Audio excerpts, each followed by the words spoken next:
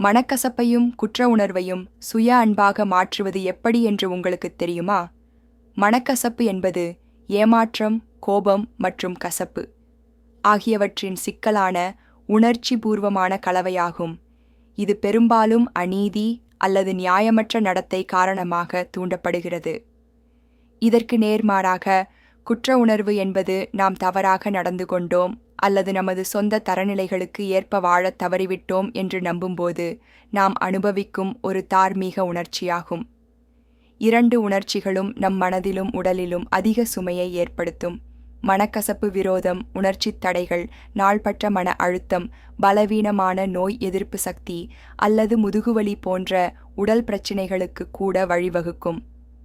மனக்கசப்பை பிடித்துக்கொள்வது நாள்பட்ட கசப்புக்கு வழிவகுக்கும்.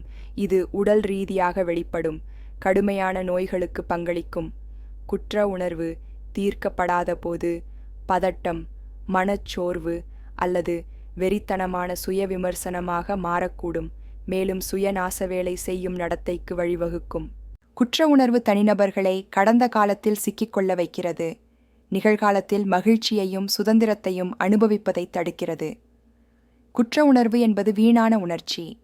மனக்கசப்பு மற்றும் குற்ற உணர்வை வெல்வதற்கான உத்திகள் என்ன என்பதை பார்ப்போம். மன்னிப்பு மற்றவர்களிடம் மட்டுமல்ல, தன்னை நோக்கியும். மன்னிப்பு கடந்த கால வலிகளின் பிடியிலிருந்து விடுபட்டு குணப்படுத்துதலை ஏற்படுத்துகிறது என்று அவள் நம்பினாள். உறுதிமொழிகள்.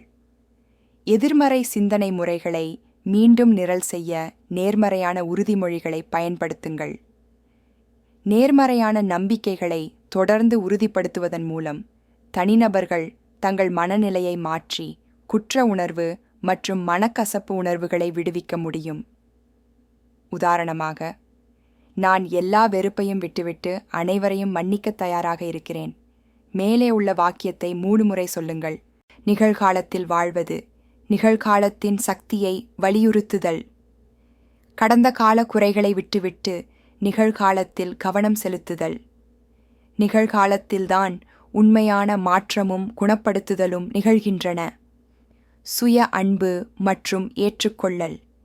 எதிர்மறை உணர்ச்சிகளை கடப்பதில் சுய அன்பை வளர்த்து கொள்ளுங்கள். ஏற்றுக்கொள்ளுதல் மிக முக்கியமானது. ஒருவரின் உள்ளார்ந்த மதிப்பை அங்கீகரிப்பதன் மூலம் தனிநபர்கள் குற்ற உணர்வை விடுவித்து உள் அமைதி உணர்வை வளர்க்க முடியும். பின்வரும் உறுதிமொழிகளை சொல்லுங்கள். நான் எல்லா குற்ற உணர்ச்சியையும் விடுவிக்கிறேன். எல்லா சோகத்தையும் விடுவிக்கிறேன். நான் விட்டுவிடுகிறேன். நான் என்னுடன் நிம்மதியாக இருக்கிறேன். எனது கடந்த காலத்தில் இருந்த அனைவரையும் அனைத்து தவறுகளுக்கும் மன்னிக்கிறேன். நான் அவர்களை அன்புடன் விடுவிக்கிறேன். நான் மன்னிப்பதன் மூலம் அன்பிற்கு நகர்கிறேன். என் இதயத்தில் உள்ள வெறுப்பை விடுவிக்கிறேன். வெறுப்பிலிருந்து விடுதலை என்ற பரிசை நானே தருகிறேன். நான் கோபத்தை விட்டுவிடுகிறேன். மற்றவர்களை மன்னிக்கிறேன். அன்பிற்கு இடமளிக்கிறேன். தூய நோக்கங்களுடன் எதிர்காலத்தில் அடியெடுத்து வைக்க கடந்த காலத்தை நான் விடுவிக்கிறேன். உங்கள் வாழ்க்கையை மாற்றும் செயல்பாட்டில் நான் பணியாற்ற விரும்புகிறேன்.